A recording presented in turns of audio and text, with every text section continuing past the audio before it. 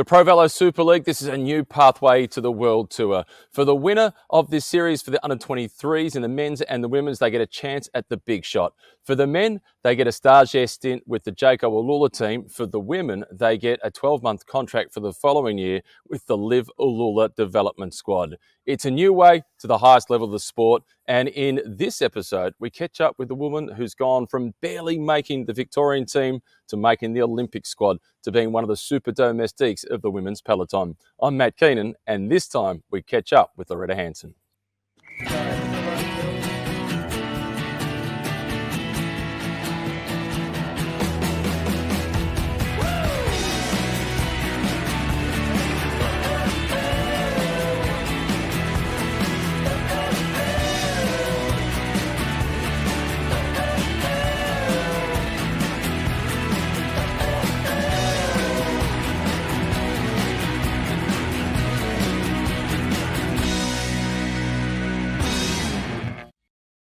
The road to the top of world cycling, Lauretta Hanson, you would agree, it's not always a smooth one. Not everybody takes the same path. You have got a unique story of your journey from starting on the velodrome in Kyneton, regional Victoria, to this year being able to say, I'm Lauretta Hanson and I'm an Australian Olympian. What a journey it's been for you, Lauretta. Hi, Matt. Yeah, it certainly has been. I was back at my local velodrome in Kyneton just last week and standing on the banking, looking around at what is now actually a local dog park. It was a little bit surreal, going through the memories. Like, my mum taught me how to race match sprints at the local velodrome. I had my first crash there. That's really where cycling all started for me. And looking back at where I am, or where I was and where I am now, it's really been an incredible journey, like really a roller coaster with lots of highs and lots of lows, and one that's sort of zigzagged all over the place. It hasn't been a direct road to the World Tour, but I've loved every part of the journey. How old were you when you rode your first race? I think I was 10 years old. My cousin had just started cycling at the local club. The velodrome had been resurfaced, so the club went through a little bit of a rejuvenation. And my cousin started cycling, and I wanted to join in and go along too. So I think I was 10 years old down at the local Kyneton velodrome with a whole bunch of juniors that also started in that year. Can you remember where you finished in your first race? I don't think it was very high. Like, when I was a junior, I was never one of the best. Like, I love cycling. I love the joy that it brought me, but I certainly wasn't a winner. Like, when I was, I think 2008, I was awarded a Perseverance Award because I was well off the back of the race, like not even a contender, but I was still persisting. Like, I hadn't given up. The sag wagon was right behind me. I could have easily stepped off my bike and kept going, but stepped off my bike and stopped racing. But I wanted to keep going. Like, I enjoyed riding my bike. And it was through that award that sort of kickstarted the next phase of my career. I started I received a coach. I got a little bit more support, which then took my career to the next level. But before that, it was, I was certainly not really a contender in the races. That Perseverance Award, sometimes you see kids who play junior footy or netball or basketball, and they get the Coaches Award for being the most improved. And sometimes that's looked upon as almost a sympathy award. My son won the most improved for the under-12s this year, and I thought it was genuinely a great reward. And he's not a superstar junior, and he's probably not going to be a superstar elite athlete either. But there's a lot to take from that as a youngster to get that Perseverance style award. Yeah, absolutely. Like, when you don't receive a lot of glory at the top level, just that little bit of recognition, and it can spark something else in you. And the award I actually received was the Scott Peoples Memorial Award. Unfortunately, he'd been hit and killed that year, and his family really wanted to give back in cycling and really make an impact. And they could have given the award to a rider who was already at the top and already receiving a lot of support from, local bike shops, interest from the VIS, things like that, or give it to a kid like me who was still sort of finding their way in cycling, didn't really have a lot of support aside from mum and dad, didn't have a lot of resources and knowledge into how to take the next step in cycling. And for me, it really changed my career. Like, it's not lost on me that the career that Scott didn't have, and it's through him that I was able to pursue my career. And yeah, I really can't thank the Peoples family enough for the support and I guess the change in direction that they offered me. Yeah, it's worth just to mention Scott Peoples. I managed to be lucky enough to commentate on him when he rode the Sun Tour just a few months before he was tragically killed whilst out training. And his story could have been one really similar to yours as a kid who wasn't a superstar as a junior, but he was showing the signs of eventually getting there. So I love it that you got that award, the Scott Peoples Award. It's really fitting. You mentioned a coach. How old were you when you got your first coach? Who was it? And what sort of role did they play? How did they change the way you went about it on the bike? I was 15.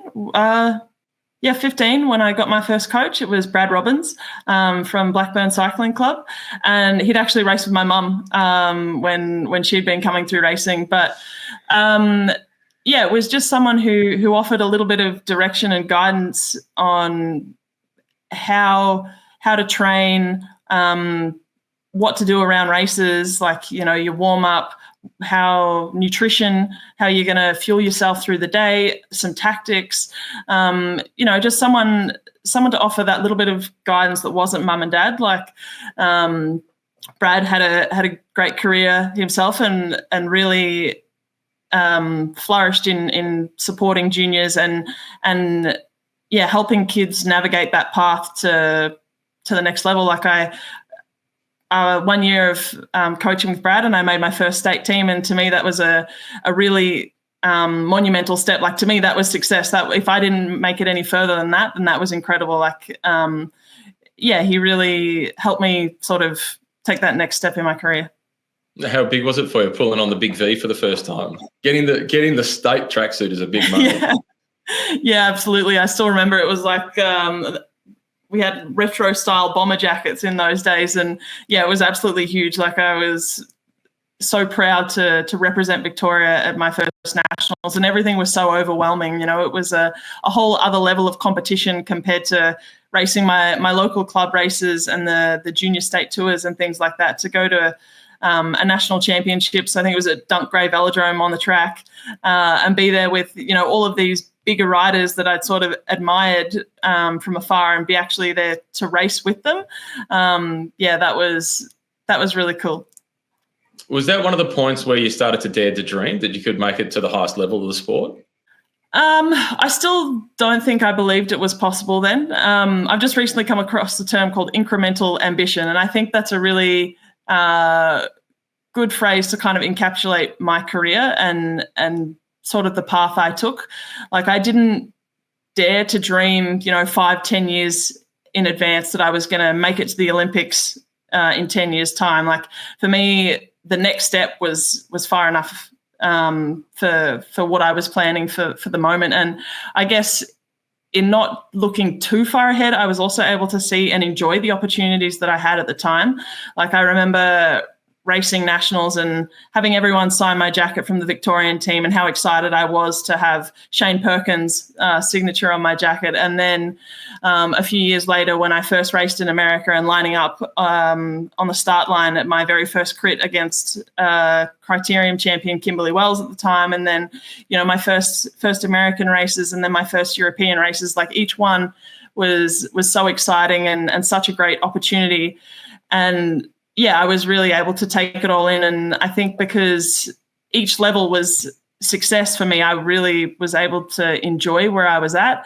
And then, when I made it to the World Tour, that was a moment that I didn't foresee. Like, I remember being in America, standing talking to a friend in college, and she wanted to become a professional, and I just wanted to get my degree. And it was sort of a bit of a surreal moment how the tables had turned. I did have my degree, but now I was also racing in the World Tour, and there were opportunities coming up in front of me that I had never predicted or believed were possible. So, it was certainly a different journey, but I loved every step.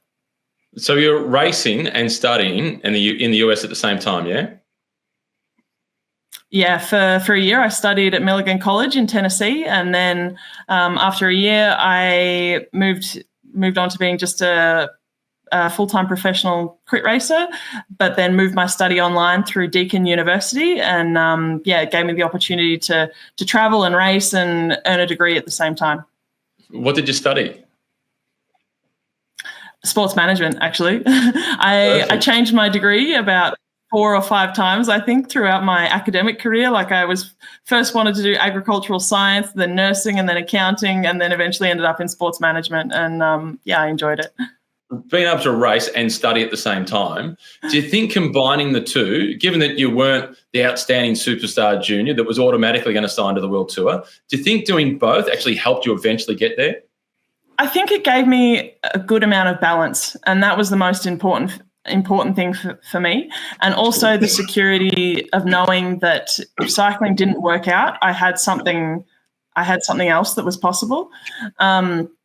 So, when you're racing, you do have a lot of spare time, or a lot of time around cycling where you can be sitting at a desk studying. And for me, that was a good use of my time to be constructive. Otherwise, it's very easy to end up doom scrolling through Instagram and just wasting your day. So I really enjoyed being able to challenge myself in other ways off the bike and kind of have another identity, another side of Lauretta. And I think, yes, it certainly did help me with opportunities on the bike as well. Like, a lot of directors really, I guess, had a lot of respect for the fact that I was studying and racing at the same time. And I guess to them it showed a level of dedication and also resilience that looked quite favourably for me, I guess. How do you think it helped with your mindset, knowing that you were able to juggle the both? And a lot of employers, they look for a degree just to see that somebody can complete something, can actually stay the path. Did it help give you self-esteem and confidence? Yeah, absolutely.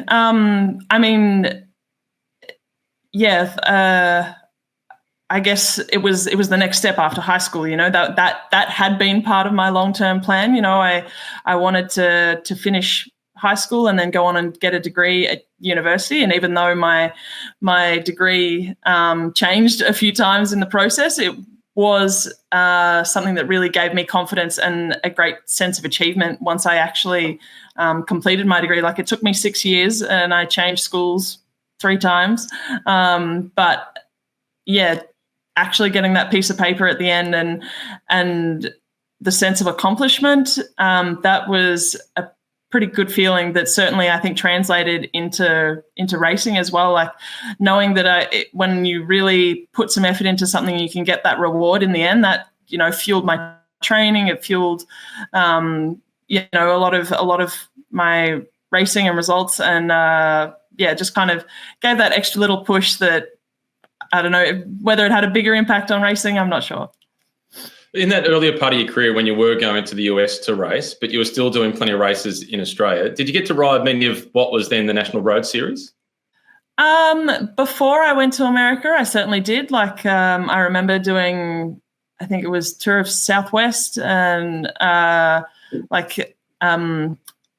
I can't remember the names of them now, but Tour of Gippsland and Tour of the Murray, things like that. Like, they were big parts of my career in those early years when I was coming home a little bit more, before I went to America. And I certainly have some good memories from those races. And I guess the original NRS, like, I guess that's where I learned to sort of carry myself and learn to be a racer. When I joined, I think it was Building Champion Squad, which was a local Bendigo team, and we started traveling to races without mum. I learned to be a little bit more independent, and that kind of, I guess that helped me in my next steps in my career. I learned how to race for a team. I learned how to race to win for myself.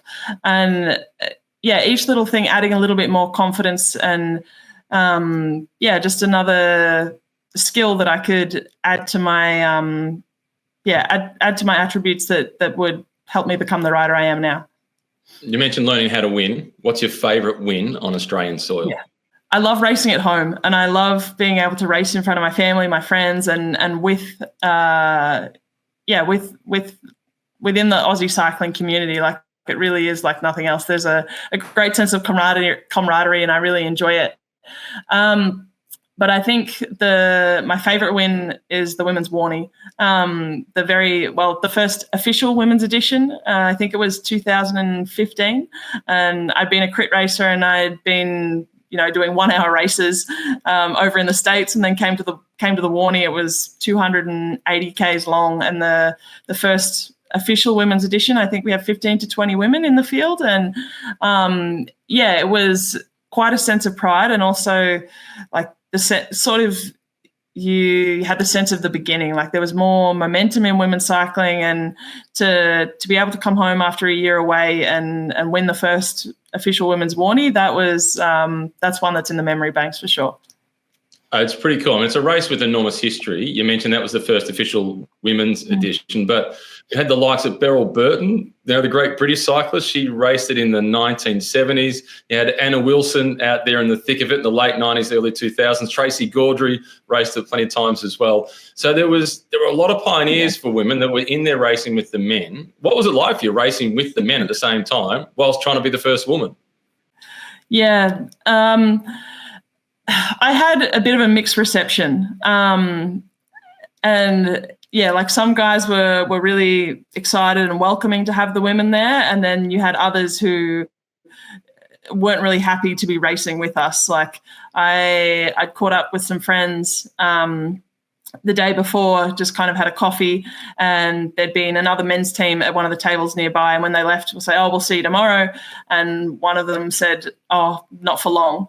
And that was kind of like a little bit of a blow. But then you had others, like I had a friend, Mickey Schweitzer, in the race. He was in there a contender to win, and he was sending his teammates back to get bottles and food for me when my mum didn't happen to make it to the first feed zone. So I had a very mixed reception.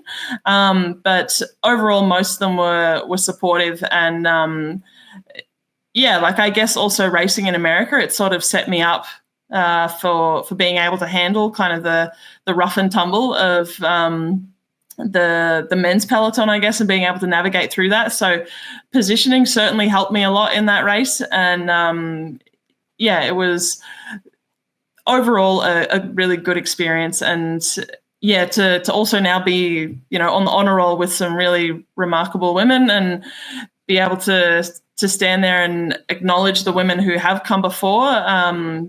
It was a proud moment. You're riding now with the Liedel Trek team, and that is a team that's, from the outside at least, it's got the best reputation of the gender balance, given that you touched on the gender issues there at the Melbourne to Warrnambool. Do you feel like you are one team as opposed to a men's team over here and a women's team over there? No, I certainly do feel like we are one team. And it's felt like that from the beginning. Like it was a little bit intimidating when we sort of first joined the team. I was 24 years old, and it had always felt so separate. So then to come into a men's team with the likes of Mads Pedersen and Jasper Stuyven and these really big riders, and I'm just little Lauretta Hanson, but they always welcomed us and treated us well. Like we always had the same resources, the same access to, anything we needed. It was equal to the men. And it's taken a few years to get used to that, but it's paying off in spades. We have a phenomenal team, and a whole lot of resources to support the growth in women's sport. And Liedel Trek have really kind of pioneered and pushed for that, and I'm proud to be a part of that team. It looks sensational from the outside. You've now ridden the two biggest races on the planet. You've ridden the Tour de France and the Olympic Games. Yeah. Which one was a bigger moment for you personally? It's hard to compare. The Tour de France, like you grow up watching that every year, and I have lots of memories, sitting up at 2 a.m. with my mum watching the Tour de France, and then in 2023 lining up for my first edition was definitely a pinch me moment. But then also the Olympics was out of this world, really. But I think I feel like both felt equally unattainable. So to be on the start line of both, they really are incomparable, but they both stand at the top of my list of, you know, incredible experiences that I will never forget. You know, to be on the start line of the Olympics, looking at the Eiffel Tower in the background and knowing you're about to represent your country, you know, a great sporting country and somewhere that I'm really proud to be from, like that was an incredible moment, you know, to be at the top of high performance sport and just look back on the journey that it took to get there and all the people that have supported me and yeah, the pathways and all the stepping stones, like it was all worth it. If you can cast your mind back to the 10-year-old Lauretta Hanson that first started racing at Kyneton Velodrome, yeah, what would she say about the 31-year-old Lauretta Hanson today who's ridden the Olympics and ridden the Tour de France? I hope she'd be proud.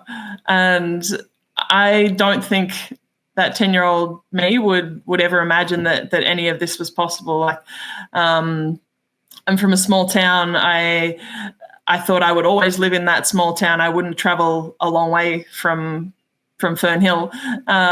But the opportunities that cycling has given me is probably beyond the 10-year-old me, beyond what I could have imagined. You know, I've lived all over the world. I've had some incredible experiences. I've met some phenomenal people. And yeah, I think it would be beyond her wildest dreams. And what advice would you give to a 16-year-old that's not yet old enough to ride the ProVelo Super League, but they're on that journey, they've got that dream? What advice would you give them? I think the biggest piece of advice is to not be afraid to try and not be afraid to find your own path. Like, and you know, the ProVelo Super League is offering a fantastic opportunity for under 23 riders with a position in the development team of Liv Jaco Alula and the Green Edge team. But yeah, if it doesn't work out, then also there are other opportunities. So the biggest thing is really to try and don't be afraid to make your own path. And now how about to the person who wins the series? Okay, they've won the series. The last race is at the back end of March, and they're going to do a stagiaire stint with Liv Alula Jaco at the end of the season. So they've got a few months where they're not racing at World Tour level. They've just finished racing domestically. What advice would you give them? Yeah, it's take it all in, take every opportunity and believe that you belong there. You know, those first races, those first camps can be really intimidating. And yeah, knowing you've put in the hard work to get to that level is celebrate that success, be ready to take in the new challenges and work even harder for what's to come. Is one of the risks for young athletes overtraining? You know, if you win the series and you've got a chance, I'm imagining that one of the biggest risks will be to overtrain. Yeah, absolutely. I think like winning the series brings a lot of motivation and you want to show up in your best form, ready to go for you know, the camps and whatever's to come. But yeah, it's easy to get overeager and burn yourself out in those first months. So, you know, trusting the support networks that you have around you, they will help get you to a good level. And yeah, not going above and beyond too much will hopefully put you in a good stead for you know, a new adventure. And what about for yourself? I think your contract with Lidl Trek goes until at least the end of 2026. Yeah. What are your remaining dreams? I extended this year to 2026, and I'm really excited to be staying on for another 2 years. But yeah, it certainly is recalculating this year. You know, the Olympics was a huge goal, and to have achieved that, it's certainly a moment of, okay, what's next? And it can be easy to sort of feel a little bit listless. But yeah, I have some big goals. Like I'd like to be national champion. I want to support my team in the best way possible. You know, I'm very proud of my role as a domestique, and there's always something I can do to improve. Like, I think we've got some really strong riders on Lidl Trek this year, and I'm excited to support some new leaders and try and win some more races. You mentioned winning the national championships. You spoke about your mum a lot. Your mum was a national road champion. You've got a bronze medal. You've got a silver medal. Yeah, mum still got me. She was national champion in 1981. Like, when she was racing, there weren't the opportunities that I've had now, and I think also that's part of what's spurred my career. You know, the opportunity to be able to be a professional and I guess following mum's footsteps and see exactly just how far I can go and what's possible. But yeah, back to the national championships, she still has the gold medal and I don't. So I guess that's the goal for the moment. You spoke about her a lot earlier on, and you've moved away from her as your coach because every kid will listen to somebody other than their mum or their dad if they're trying to get coaching advice. But when you reflect on that time with your mum when you were young and you were learning, what has she meant to you? Oh, it's a lot of pressure to explain just how much someone means to you in words. My mum has played a lot of different roles in my career. Like, she's been my taxi, she's been my coach, she's been, she's been my nurse, she's been my mum, she's been psychologist, mentor, every role imaginable. And I'm so incredibly grateful for what she's kind of helped me achieve as well. And this year she came to Europe and watched, she followed us around the Giro d'Italia with my dad and was there at the Olympics when I was able to race for Australia. And that was pretty just pretty special to share those moments with my mum and see the life I live because of the opportunities that she's helped me achieve and helped women's cycling achieve. Like, at the end of the Giro, she was so excited to be there, and she's so proud of myself and also all of my teammates that she had all of my teammates sign her road book. And Elisa Longo Borghini wrote on there, "We're here because of you." And at the time, I thought Elisa was writing it to me. I didn't know if she'd realised that it was for my mum. But then she later explained to me that we're able to do what we do because of people like my mum. They race, they showed that women's cycling is possible. There's an avenue, there's a pathway, what women are capable of. And yeah, every opportunity I get to reflect back and sort of see where women's cycling was and where it is now and the women that have helped pave that pathway. My mum is part of that. There are some phenomenal athletes that have been a part of that. You mentioned Anna Wilson before. I was at an event with Kathy Watt the other week. Like, there are some phenomenal women that have come before, and yeah, I'm incredibly proud of where women's cycling is now and where it has all the opportunities that are still ahead. I love that message from Elisa Longo Borghini to your mum. You'll be well aware of this, but some people may not be. When your mum was racing, there was no opportunity for her to go to the Olympic Games because women's cycling didn't get introduced to the Olympics until 1984, and it was only the road race. Track cycling for women didn't get introduced until 1988. That's not that long ago. It's incredible the progress that we've made, and we've still got some way to go, but we are making progress. Yeah, absolutely. And it's not just at the top level, but also at lower levels that these the progress is being made. You're seeing far more participation in women's sport, and that's where it starts. So every opportunity you can, whether you're at the highest level or the lowest level, being out and participating in sport, and you never know what's possible. There's no point letting anything hold you back.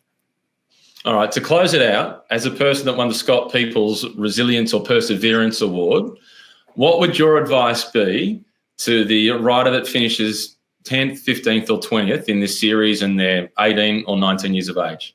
Looking at the events and counting the successes, like if you finish 15th, 20th, and your goal was to finish 5th, it's not a failure. It's something to work on for next year. And you know, it's a great event to be a part of. There's so many positives that you can gain out of it. You know, there is a community in Australian cycling, and I guess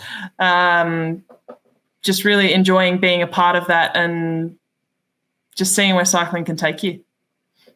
Well, I've loved seeing where cycling has taken you. You've got one more medal to get to join your mum. Congratulations on a brilliant career, and good luck at the national championships.